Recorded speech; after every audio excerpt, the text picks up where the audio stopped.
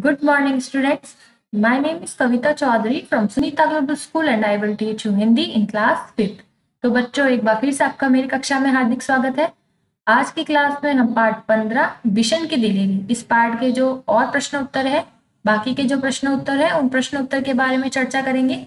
साथ ही साथ पिछली कक्षा में हमने जो प्रश्न उत्तर पढ़े हैं उन प्रश्न उत्तर के बारे में हम फिर से चर्चा करेंगे ताकि आपको ये पता चल सके कि कौन कौन से प्रश्न हमने अभी तक पढ़ लिए हैं, उनके उत्तर क्या है, तो आपको समझने में काफी मदद मिलेगी। तो देखिए बच्चों, पिछली कक्षा में हमने इस पाठ के प्रश्न उत्तर करने शुरू किए थे। सबसे पहले आपको नए पेज से कक्षा कार्य लिखना है। पार्ट 15 विशन की दिलेरी। कहानी से प्रश्न 1। जी हाँ, हमारे पास लाइसेंस वाली बंदूकें हैं। सरपंच माधो सिंह भी हमें जानता है। शिकारियों ने कर्नल साहब से क्या सोचकर ऐसा कहा होगा? तो हमने उत्तर लिखा, शिकारियों ने सोचा होगा कि कर्नल साहब हमें डांटेंगे, इसलिए उन्होंने ऐसा कहा होगा। क्या कहा था कि जी हाँ, हमारे पास लाइसेंस वाली बंदूकें हैं और सरपंच माधो सिंह भी हमें जानता है। ऐसा क्यों कहा, क्या सोचकर कहा? क्योंकि शिकारियों ने सोचा कि कर्नल साहब हमें डांटेंगे, इसलिए उन्होंने ऐसा कहा होगा। फिर प्रश्न 2, बिशन घायल तीतर को क्यों बचाना चाहता था? उत्तर में हमने लिखा कि बिशन घायल तीतर को इसलिए बचाना चाहता था क्योंकि उसे शिकारियों द्वारा तीतरों को मारना बहुत बुरा लगता था।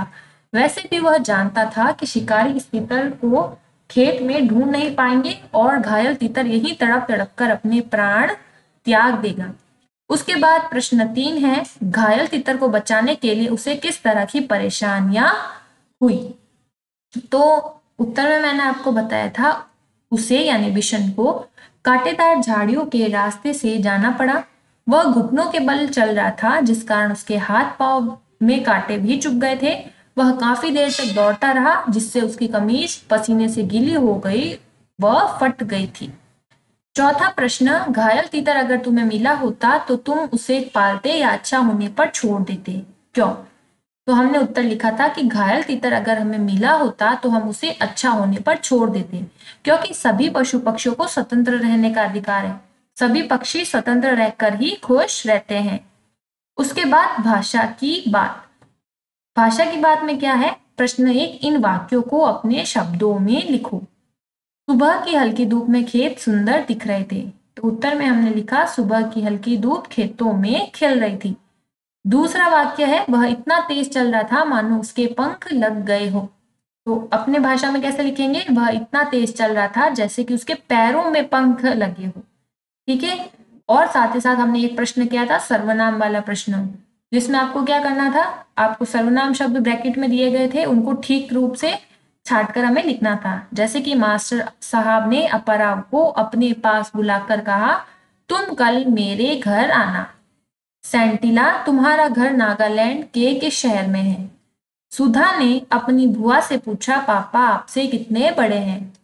मोहन को समझ में नहीं आ रहा था कि उसे क्या करना चाहिए और विमल ने अपने अवसर को याद दिलाया कि उन्हें 4 बजे बैठक में जाना है। ठीक है, ये सर्वनाम शब्द थे, इन्हें ठीक करके हमें लिखना था।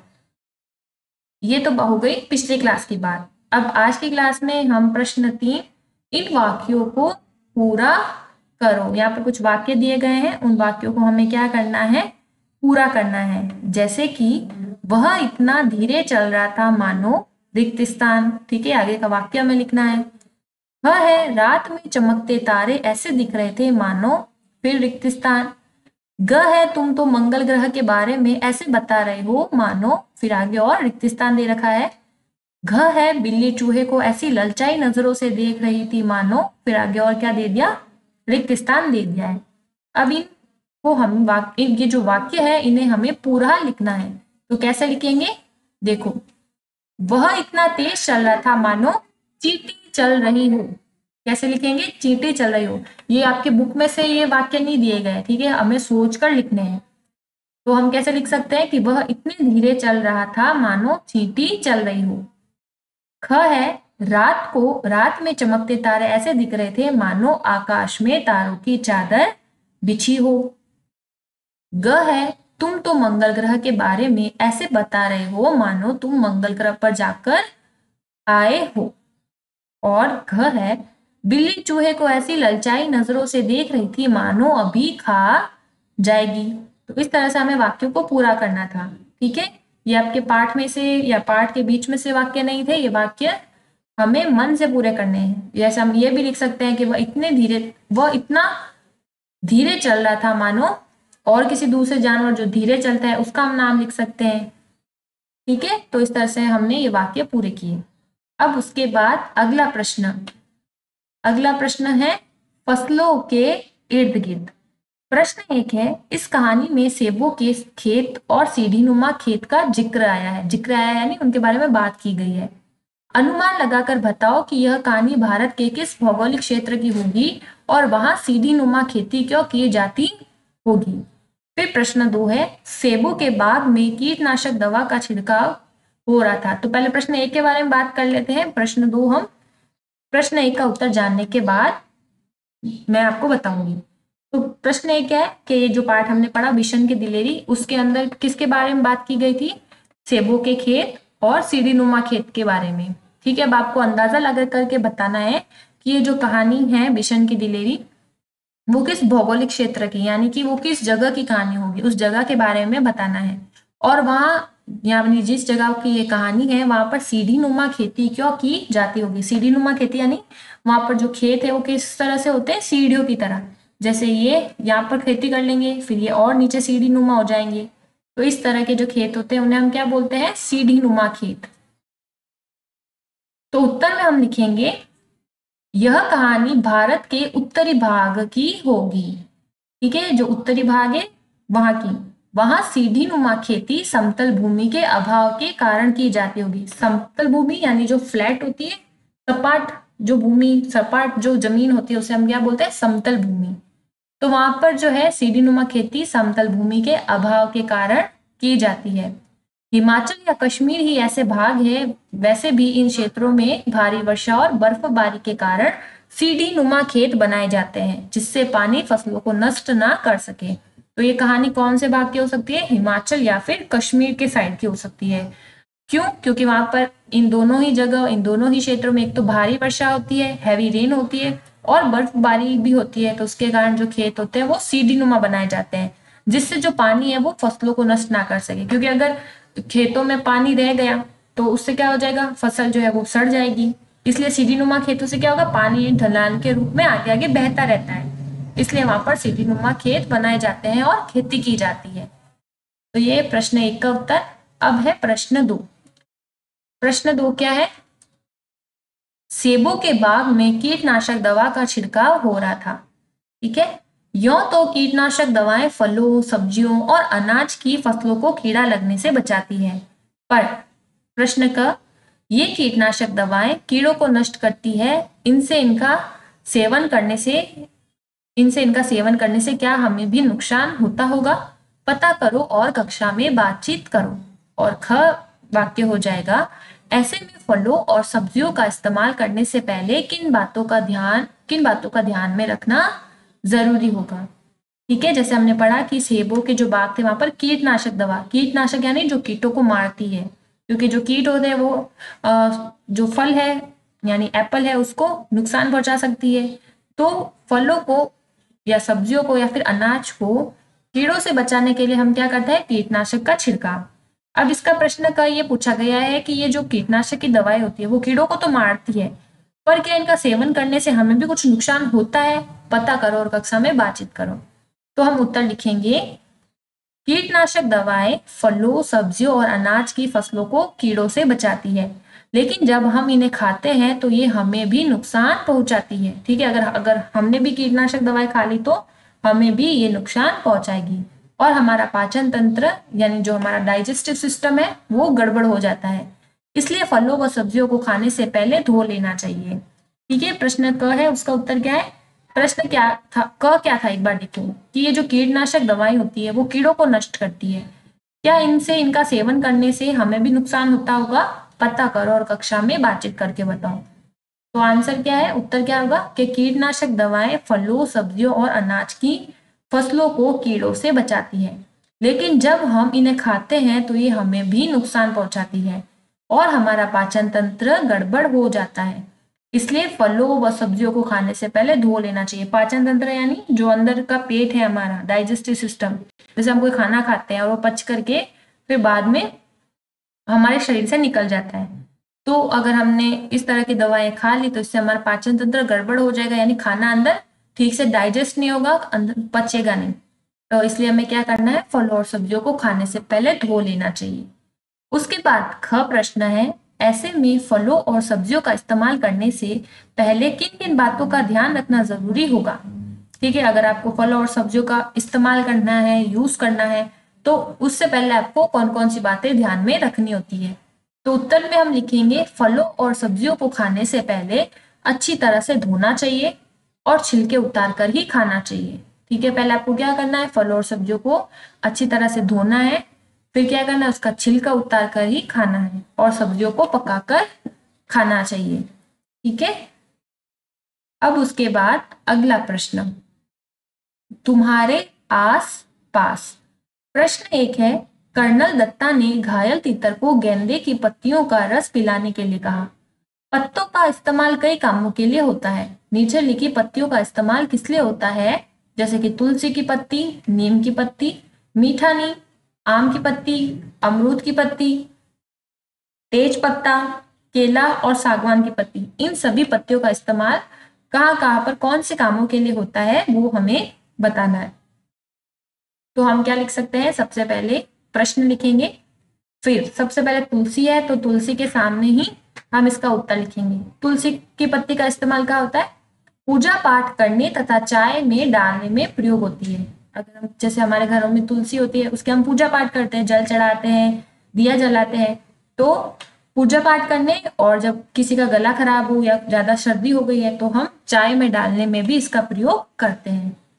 फिर दूसरा है नीम, यानी नीम की पत्ती, तो हम लिखेंगे फोड़े फुंसी पर लगाने तथा दवाइयों में प्रयोग होता है। जैसे किसी के फोड़े फुंसी या फुंसियां ज्यादा निकल रही है तो नीम की पत्तियों से दवाई बनाई जाती है और फोड़े फुंसी पर लगाते हैं तो फोड़े फुंसी में थोड़ी कमी आती है, ठीक हो जाते हैं। तो नीम की पत्ती कहाँ पर यूज होती है, फोड़े फुंसी पर लगाने तथा दवाइयों में प्रयोग होते हैं। फिर तीसरा है मीठा नीम। ठीक है, मीठा नीम को हम करी पत्ता भी कहते हैं। तो करी पत्ता यानी मीठा नीम, इसकी पत्ती कहाँ यूज होती है, इस्तेमाल कहाँ होगा, सब्जियां व दाल बनाने में प्रयोग होता है। जैसे इसमें क्या करते हैं, मीठा नीम जो था उसका तड़का लगा देते तो स्वाद बढ़ जाता है, तो हम लिख सकते हैं सब्जियां व दाल बनाने में प्रयोग होता है। फिर है आम। अब है आम की पत्ती का इस्तेमाल होती है, पूजा पाठ और हवन आदि में प्रयोग होता है। ठीक है, तो आम की जो पत्ती होती है उसका भी इस्तेमाल पूजा पाठ में होता है और हवन में भी इसकी पत्तियां इस्तेमाल की जाती है, तो हम लिखेंगे पूजा पाठ और हवन आदि में प्रयोग होता है। फिर पांचवा है अमरूद। ठीक है, अमरूद का इस्तेमाल कहाँ होता है, अमरूद की पत्ती का इस्तेमाल, तो हम लिखेंगे दवाइयों में प्रयोग होता है। ठीक है, तो अमरूद की पत्ती भी काफी ज्यादा इस्तेमाल की जाती है, कहाँ पर, दवाइयों के प्रयोग में। उसके बाद है तेज पत्ता। छठा कौन सा है, तेज पत्ता। तो तेज पत्ता सब्जी में डालने तथा मसाला बनाने में प्रयोग होता है। ठीक है, बड़ा सा पत्ता आता है, जैसे हम उसको पुलाव में भी डालते हैं, तो हम लिखेंगे सब्जी में डालने तथा मसाला बनाने में प्रयोग होता है। उसके बाद सातवां है केला, यानी केले की पत्ती, पूजा पाठ तथा भोजन करने में प्रयोग होता है। ठीक है, पूजा पाठ में भी केले की पत्ती का इस्तेमाल होता है और साथ ही साथ जैसे साउथ का एरिया होता है, दक्षिण एरिया, वहां पर खाना जब परोसा जाता है तो किस पे परोसा जाता है, केले की पत्तियों पर। खूब बड़ी सारी पत्ती होती है केले की। फिर आठवां है सागवान, यानी सागवान की जो पत्ती होती है उसका इस्तेमाल कहाँ होता है, दोने पत्तल बनाने तथा कपड़ों की रंगाई में प्रयोग होता है। दोने पत्तल यानी जैसे जो डिस्पोजल प्लेट्स होती है ना, ब्राउन कलर की जो दिखती है, तो उसको बनाने के लिए और साथ ही साथ कपड़ों को रंगने के लिए भी सागवान की पत्तियों का इस्तेमाल होता है। ठीक है, तो इस तरह से आज की क्लास में हमने कौन कौन से प्रश्न किए एक बार फिर से मैं आपको बता देती हूँ, और कैसे आपको करना है वो भी आपको समझ आ जाएगा। तो पिछली क्लास का ये प्रश्न था, उसके बाद एक लाइन छोड़कर अगर आप चाहो तो कक्षा कार्य लिख देना, मैंने यहाँ पर नहीं लिखा है पर आप लिख देना, साथ ही साथ दिनांक भी लिखनी है। प्रश्न 2 लिखोगे, इन वाक्यों को पूरा करो। का प्रश्न, वह इतना धीरे चल रहा था मानो चींटी चल रही हो। तो ये वाला लाइन मैंने ब्लैक पेन से लिखी है और जो आंसर है यानी जो वाक्य हमें पूरा करना था उससे मैंने ब्लू पेन से लिखा है। तो हम लिखेंगे वह इतना धीरे चल रहा था मानो चींटी चल रही हो। ख है, रात में चमकते तारे ऐसे दिख रहे थे मानो आकाश में तारों की चादर बिछी हो। ग है, तुम तो मंगल ग्रह के बारे में ऐसे बता रहे हो मानो तुम मंगल ग्रह पर जाकर आए हो। और घ हो जाएगा, बिल्ली चूहे को ऐसी ललचाई नजरों से देख रही थी मानो अभी खा जाएगी। उसके बाद है फसलों के इर्द गिर्द। प्रश्न 1, इस कहानी में सेबों के खेत और सीढ़ी नुमा खेत का जिक्र आया है, यानी उसके बारे में बात की गई है। अनुमान लगाकर बताओ कि यह कहानी भारत के किस भौगोलिक क्षेत्र की होगी और वहां सीढ़ी नुमा खेती क्यों की जाती होगी। उत्तर में हम लिखेंगे यह कहानी भारत के उत्तरी भाग की होगी। वहां सीढ़ी नुमा खेती समतल भूमि के अभाव के कारण की जाती है। हिमाचल या फिर कश्मीर ही ऐसे भाग हैं, तो ये कहानी कहाँ की हो सकती है, या तो हिमाचल या फिर कश्मीर की। वैसे भी इन क्षेत्रों में यानी हिमाचल और कश्मीर के क्षेत्रों में भारी वर्षा और बर्फबारी के कारण सीढ़ी नुमा खेत बनाए जाते हैं, जिससे पानी फसलों को नष्ट ना कर सके। उसके बाद प्रश्न 2, सेबों के बाग में कीटनाशक दवा का छिड़काव हो रहा था। यूं तो कीटनाशक दवाएं फलों, सब्जियों और अनाज की फसलों को कीड़ा लगने से बचाती है, पर क ये कीटनाशक दवाएं कीड़ों को नष्ट करती है। इनका सेवन करने से क्या हमें भी नुकसान होता होगा? पता करो और कक्षा में बातचीत करो। उत्तर में हमने क्या लिखा है? कीटनाशक दवाएं फलों, सब्जियों और अनाज की फसलों को कीड़ों से बचाती है, लेकिन जब हम इन्हें खाते हैं तो ये हमें भी नुकसान पहुंचाती है और हमारा पाचन तंत्र गड़बड़ हो जाता है। इसलिए फलों व सब्जियों को खाने से पहले धो लेना चाहिए, है ना। जैसे हम भी कभी खाते तो हमें बोला जाता है, हमारी मम्मी बोलती है कि धोकर इसको खाओ। क्यों? क्योंकि अगर मान लो इसके ऊपर कोई कीटनाशक की दवा होगी तो वो साथ में धुल जाएगी। फिर ख प्रश्न है कि ऐसे में फलों और सब्जियों का इस्तेमाल करने से पहले किन किन बातों का ध्यान रखना जरूरी होगा। उत्तर लिखेंगे फलों और सब्जियों को खाने से पहले अच्छी तरह से धोना चाहिए और छिलके उतार कर ही खाना चाहिए और सब्जियों को पका कर खाना चाहिए।